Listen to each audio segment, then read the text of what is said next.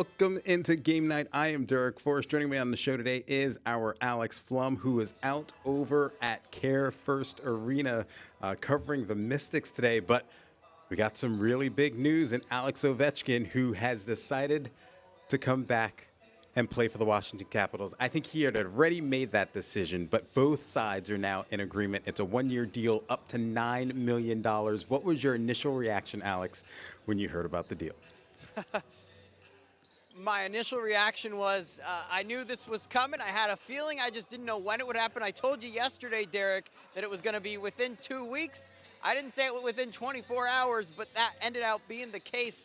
Massive news. The Caps have gone out and made all these moves, bringing in all these guys. They're ready to try and continue to win now, and one last ride maybe for Alex Ovechkin. I'm thrilled that he's coming back. I think you could see when he came off the ice in that last game that he wasn't ready to hang it up. So I'm super excited to see that news for them. Yeah, you were talking about when they were out in Columbus. He said he wanted to be back. He said he wanted to check with his family. His family agreed to be back. And I think the way this was structured, this deal was structured, made it in a way that the Capitals could bring it back. As we had discussed over the last couple of weeks, I thought if they had brought Ovi back for like more than $10 million a year plus, that probably would have been too much for the Capitals. And the way they arranged it, it only hits them with $4.25 million this year on the salary cap. He ends up getting in incentives $9 million, which he should be able to earn. So it ends up being a win-win situation. And now when you look at all of the talent that they've acquired via trade before the draft and during free agency, this is a pretty good roster when you include Alex Ovechkin, who they don't necessarily need to be the top goal scorer. Now, if he does it, they'll take it, right, Alex? Right. I mean, they're talking about Ovi potentially being on the second or the third or even the fourth line. I think he'll still be up there. Maybe he'll see less time on the ice that he's seen in the past. But we've seen him at the age of 40 be able to still play a sustained high level of hockey, to be able to score 20 or 30 or more goals a season. I think there's no reason to think that he's not going to be able to come back out and do it again this year. And bringing in all that talent, they're not going to have to rely on him as much as they've had to in previous years. I think this is a perfect situation for Ovi, a perfect situation for the Caps. You could tell the disappointing way their season ended last year. I don't think he wanted to go out like that. I think he wants to at least have another chance at winning the Cup. And I think they're going to have a chance this year. They should be a playoff team on paper. And then once you're in the playoffs, if you have that kind of talent on offense, the size they've now added to the backside on the defensive side of things, and if you can have Logan Thompson come out and play the way he's played at points at a high level, this team could become a Stanley Cup contender. I think it's massive news for the Capitals. Yeah, and one of those guys you're talking about is Vincent Descharnay, who they bring over from the San Jose Sharks, 6'7" defenseman. But some of the other guys, Alex Tuch, the forward, Jordan Kyrou, they both come over, both 30-goal scorers, so they've added close to 80 goals. They lost a couple with the subtraction of like Connor McMichael and things like that. But when you look at the young guys on the team, right, we're going to hear from Oliver Savanto later on the show, and Ryan Leonard, who was a 20-goal scorer, to have him back, right, and to play with Ovi and to gain some of that experience, it's super invaluable for these young guys. Yeah, it's huge. You're going to have Ryan Leonard. You know, you're going to have Ilya Protas expected to make the main roster. You know, Jacob Chikrin and Dylan Strome, they're still young. So this is a team that is positioned. You know, they've been getting younger for the years, and now I think they realize, okay, some of these young guys didn't pan out exactly how we wanted to, like a Connor McMichael or a Hendrix Lapierre, parting ways with them. And now they're at the point now where they've brought in some of these more veteran guys that can come in and contribute immediately and be playoff contenders immediately. So I think they have that perfect mix, and you throw Ovi in all of it. I'm just saying, you have to see them mesh on the ice, but it could be a really fun season. Yeah, for sure. I got another real quick one because I talked to Chris Russell today, and he's going to talk on the show. But he mentioned Alexei and Ilya Protas. He called them the Protai brothers. Is Protai now going to be the plural of Protas? What do you think? I think we're going to have to ask Alexei and Ilya about that, but Chris Russell can start using it. I will ask them what they think. You can hold me to that, Derek, and if they say they like it, we'll start using it. All right, maybe it's the Protai brothers. I'm going to say they're not going to like it, but pretty funny from Chris Russell. All right, I like it. They might not. They might be like, "What are you even talking about?" But go on. Sorry. For sure, for sure. All right, one of the other things we want to talk about, Sonia Citron, obviously in her second season there with the Washington Mystics, who you're covering today, but also some ties to a team playing in the World Cup. What do you got, Alex? Yeah, well, Sonia Citron, she's been killing it for the Mystics here in her second season. Had a great rookie season as well last year. But what a lot of people don't know, her heritage on her mom's side of the family, her grandparents were both from Cabo Verde, Cape Verde, however the right way to say it is. We've heard both from certain people. Sonia says Cape Verde, but she's very proud of that heritage. And that team, it's a small nation, but they're doing well in the World Cup. And I had to ask Sonia about it because she seems pretty excited about it. Here's our conversation from practice yesterday. I looked up the other day, famous people from Cabo Verde. I was just curious. And I'm going down the list and I see Sonia Citron. And then I realized, I saw the roots of it's your mom's family, right? So what's it been like in the World Cup? How excited have you been to see Cabo Verde, a tiny nation where your family's from, having the success? Yeah, it's been amazing. Once in a lifetime opportunity, just for it to be their first World Cup and for them to get into the knockout stage. I think it's incredible.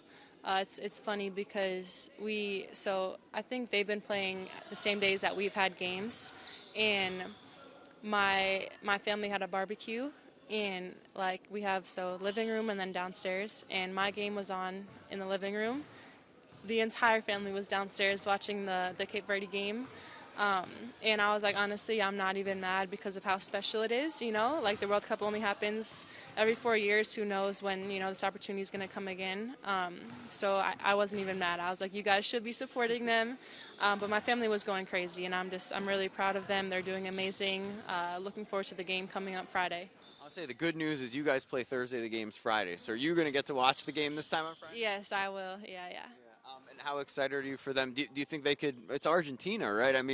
Playing against Messi. What do you think about that game?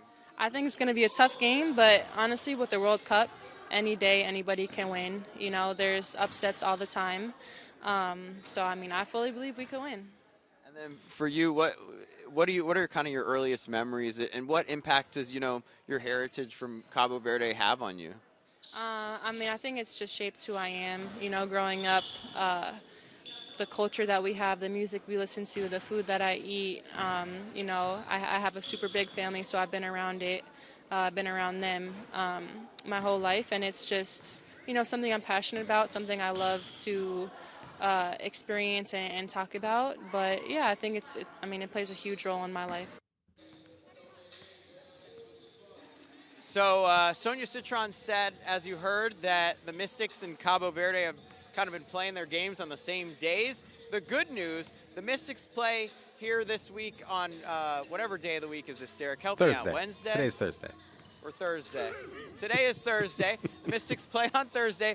Cabo Verde plays Argentina on Friday. So Sonia and her family will both get to watch the game without having to worry about a Mystics game at the same time on Friday when Cabo Verde plays. Yeah, and to answer your question, it just depends on where you're from. If you're from there, it's Cabo Verde. If you're from the U.S. or England, they usually go with Cape Verde. So you can't go wrong either way. That's what I'm noticing. I had always heard it, as you know, Derek, I know all the countries, so I had always heard it being called Cabo Verde. So. Yeah, there you go. All right, coming up on the show, we're going to let Alex go, but we're going to hear from Chris Russell. We're going to talk Washington Capitals and, of course, Alex Ovechkin returning to the nation's capital. That's coming up next on Game Night.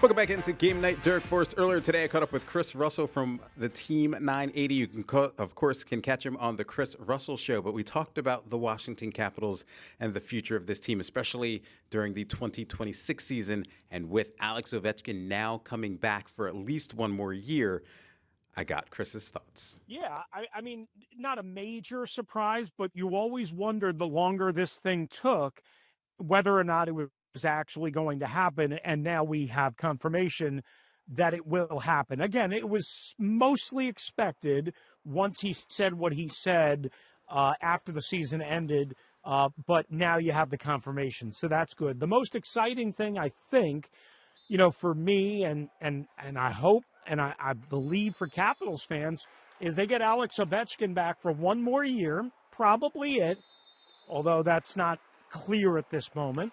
And I'm sure we'll play that game as we go along. But he doesn't count a whole lot against their salary cap.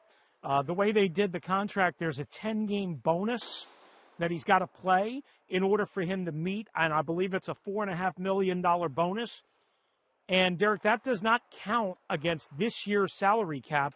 So he costs, I believe it's like $4.5 million on this year's salary cap, which is good because they were pretty much down to that, and they would have had to start getting rid of other salaries if it was more. So I guess they were just kind of like waiting to kind of do the permutations. It allowed them to obviously clean up in free agency. I think everybody thought they did a really, really good job from top to bottom. Maybe overpaid for a guy like Alex Tuck, but that's a big addition. And Ovi was willing to work with them and structure it in a way that it wouldn't be problematic for the team. And it would be beneficial enough for him to make it worth him playing another season. Yeah, and what's interesting about this, and obviously the announcement came out today, but clearly they were talking, and I think they knew the terms, so they knew what they could spend in free agency in terms of getting the guys that they did. They made a lot of moves, not just with trades before the draft, but obviously 5 guys they signed yesterday, the first day of free agency. They added somewhere near like 80 goals to the roster. So how much does this help with Ovi back now, and of course trying to get better and get back into the postseason? Yeah, over the last weekish plus, right, with the sign and trade for Alex Tuck from Buffalo and the Jordan Kyrou deal from St. Louis, and then adding Ovi back in, and also adding a guy like Boone Jenner who can play center and a little bit of wing from Columbus, and some other role players. Sure, you have to subtract some of the guys that they lost in Connor McMichael in the trade, and they lost Trevor Van Riemsdyk on the back end. I guess if you want to look at it, John Carlson still is a net loss, especially being that he's officially not coming back. They, I don't think anybody should think that they're impenetrable or that they're unbeatable by any means. But I would say they have a lot more top 6 scoring depth. The bigger thing that I think is kind of important besides the overall additions is I think now they have more depth down the middle. And if you remember, Pierre-Luc Dubois' injury last year was kind of a killer, right? Sure, he came back and he was productive when he came back, but Pierre-Luc Dubois might be their best all-around center. And when you lose a guy like that for 40, 45 games, that's a killer for lots of reasons. So now they have other options. They added Justin Sordiff last year. He goes into year 2. They have the Protas brothers, and they're going to add the young Prodi in Ilya, right, along with Alexei. So Dylan Strome. So this way, if they have an injury at center like they did last year, they're not overexposed like they were last year. They have better depth. So they have better depth. They have more scoring. They have more top 6 talent. They have more dynamic speed and transition ability. I worry still about them a little bit on defense. The guy that they signed from San Jose through Edmonton, is a big physical force in front of the net, but he's not a guy that you're going to ask to carry the offensive load or carry the puck out of the zone. But I think if he does his role, he's going to help clean up some carnage in front, which was a problem as well. So I think overall, Chris Patrick and Brian McClellan have done as good of a job as you could possibly ask for it as a Caps fan. Does it guarantee anything? No, but it's as good of a job as you could probably do. You mentioned the Protas brothers. Is Proti the plural of Protas? Is that what we're going with there? Sure. The brothers Proti, right? Exactly. I mean, I just, Alexei, Ilya, I don't want to screw it all up. All I know is both of them are big boys, and them on a line together is going to be like a freight train express at times, as long as they stay under control and we know we know Alexei Protas, um, is mostly under control. And again, he had some injuries last year, right? So when you factor that in and how close they were to making the playoffs, I think this Capitals team is probably going to have to make some moves that maybe surprise some people at the end of training camp, at the end of the preseason. But that's the cost of doing business when you say, all right, you know what? We have to add and add and add and add depth and options so that we don't get caught with, again, the injuries, the banged up nature, if you will, of hockey over 82, and specifically that one major injury that did occur with Pierre-Luc Dubois. All right, coming up on the show, we've talked about a Hall of Famer in Alex Ovechkin and, of course, the current guys on the roster. But what about the future? Jake Rom sits down with the Capitals' first-round draft pick, Oliver Savanto, coming up next on Game Night.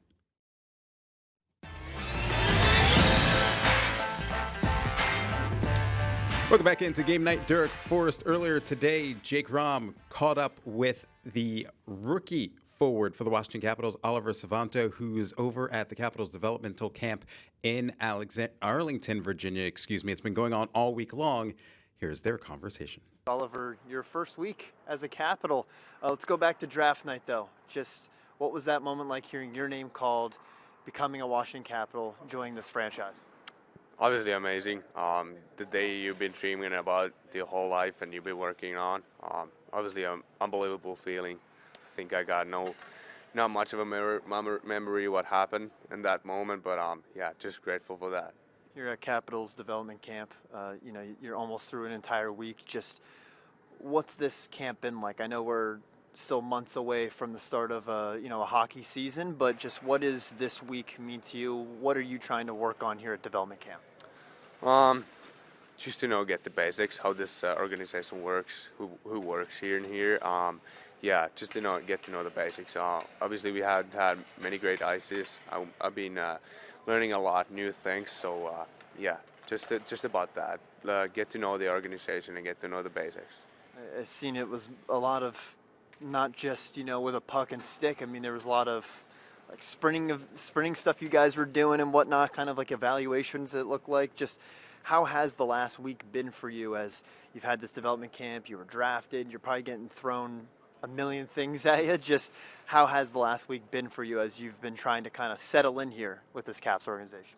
Obviously last weekend was kind of busy, but yeah, the moment I got here, I tried to just enjoy it and get into this area and this organization and just enjoy the time. Obviously tried to enjoy the draft too at the same time, unless it was busy. But yeah, just been enjoying my time in here, get to know the city, get to know the rank, the people in here, and yeah, I've enjoyed it a lot.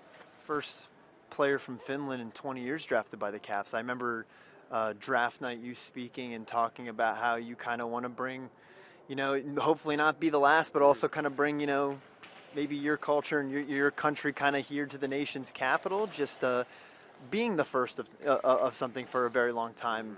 What does that mean? And when you mean you want to kind of bring some of that culture here, what kind of culture are you talking about? Obviously, it's a huge honor, huge thing, probably for Finns too. But I tried to figure out what's the thing in here, but there's not a specific reason for that. Just kind of coincidence that there's not many Finns in here. But yeah, just honored to be here. Like you said, trying to bring Finland to the map too and represent them in here. But yeah, maybe what culture I want to bring in here, it's probably the humbleness that Finnish people used to have, and probably some sauna culture. I love to do it, so probably that too. Some happy or some friendliness in a sport where you're hitting each other, I guess, right? Yeah. As you come into this organization, for fans that are looking forward to seeing you on the ice as a Cap one day, what part of your game that should they look forward to? What is something about yourself that the Caps fans should know?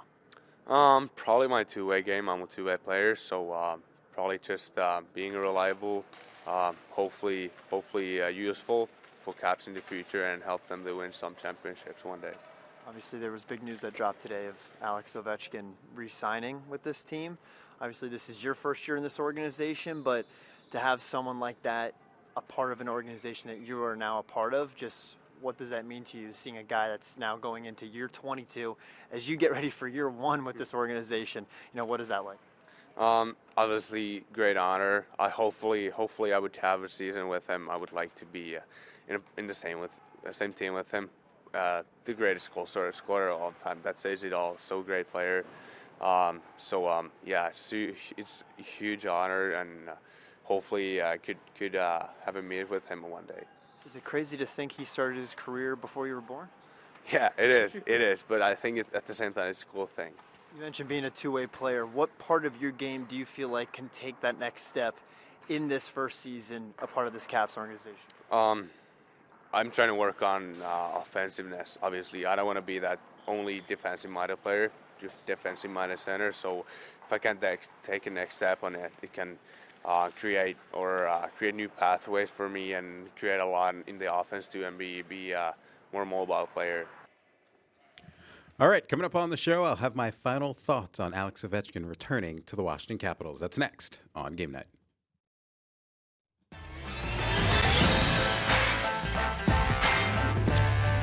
Welcome back into Game Night. I am Derek Forrest. We are closing out the show talking about Alex Ovechkin returning with the Washington Capitals. Here's my thoughts. We still don't know whether or not this is going to be his final year, but he 100% deserves to retire as a Washington Capital in an age and an era where we don't see players sticking with one team throughout their entire career. It would be nice for another one, Alex Ovechkin, to be drafted by the Washington Capitals, play his entire career for the Washington Capitals, retire as a Capital, and of course, go into the Hall of Fame as a Capital, which he will. So it'll be nice to see him close it out here in the district.